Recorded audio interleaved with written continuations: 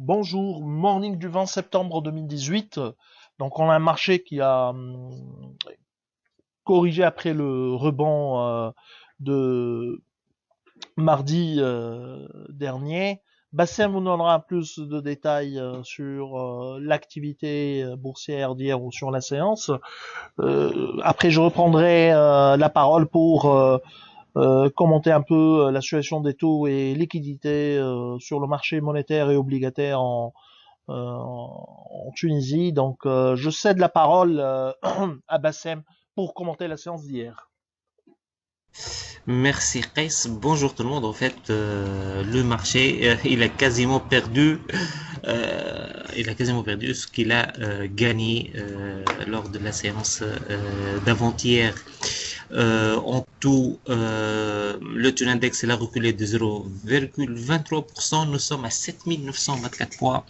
Donc quand même l'objectif des 8000 points semble assez difficile à atteindre cette semaine. Par contre, le taux index risque pour de bon, c'est 7900 points. Nous sommes à moins 5,87% pour le mois de septembre et c'est l'une des pires performances mensuelles depuis pas mal de mois.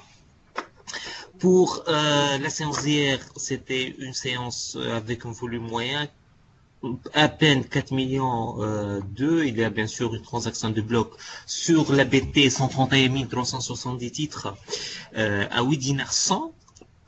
Donc cela a quand même boosté un peu le volume. C'est une transaction tunisienne, il n'y a pas d'étrangers. L'étranger pour hier, c'était vraiment une très faible intervention. Euh, Essentiellement, c'est la Biat, 136 000 dinars, mais à part ça, il n'y a pas vraiment grand chose à signaler.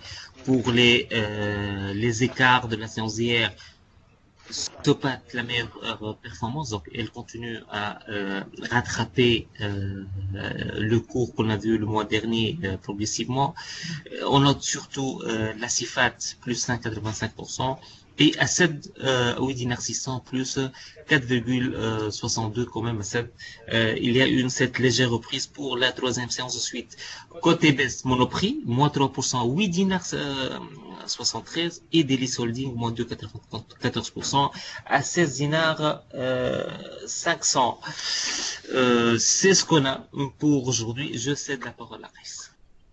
Merci Bassem. Donc, on commence par un communiqué qui a été annoncé par ou publié par par WIB, Wayfair Bank, WIB, on ne sait pas le nom, on change fréquemment au niveau de Wayfair. Euh, alors, elle avait émis un emprunt sans appel public à l'épargne de 30 millions de dinars, susceptible d'être porté à 50 millions de dinars. Et la banque, la nouvelle banque islamique, a réussi à lever seulement 51% de ce qu'elle envisageait, autrement dit, seulement 15 millions 4 de dinars. Ça traduit les difficultés de liquidité sur le marché monétaire et obligataire en Tunisie. Autre aspect également en ce qui concerne les taux, suffit de regarder des émissions de microcred, les taux offerts pour, pareil, pour un emprunt non faisant ou qui ne fait pas appel public à l'épargne. La courbe des taux actuellement, elle dit le contraire, que les taux ne seront pas en hausse ou il n'y a pas une hausse des taux. Mais ces 3 derniers jours, la courbe des taux reflète peu la situation réelle et la situation ne change pas en si peu de temps. Il suffit de regarder la courbe des taux, la même courbe des taux présente lors de la semaine précédente.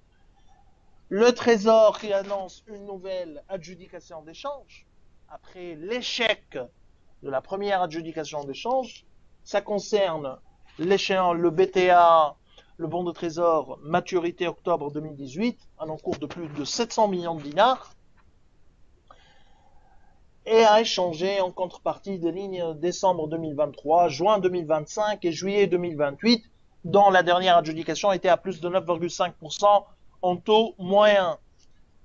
Bref, la situation des taux en Tunisie continuera. Nous, on est sur une tendance haussière. On pense qu'elle sera la tendance haussière persistera dans les prochaines semaines, voire les prochains mois. Et il faut s'attendre à une inflation au mois de septembre élevée. Vu qu'il y a eu une hausse des prix du pétrole ou des carburants, hein, des hydrocarbures. Autre hausse annoncée également pour le mois d'octobre.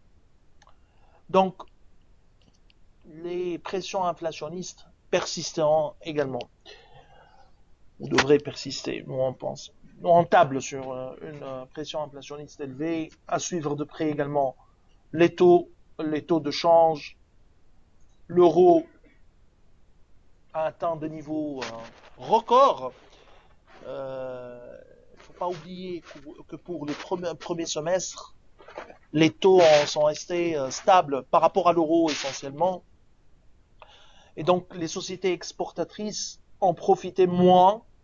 Donc il faudra s'attendre pour les exportateurs à un deuxième semestre, un très bon deuxième semestre. Par contre, celles qui font de l'import, celles qui sont importateurs nets, elles seront plutôt pénalisées lors de ce deuxième semestre, notamment les constructeurs, les concessionnaires automobiles. Donc, nous maintenons notre opinion positive sur les exportateurs en ce qui concerne notre opinion fondamentale. C'est ce qu'on a pour ce matin et nous vous remercions pour votre attention et on vous donne rendez-vous pour demain matin. Au revoir.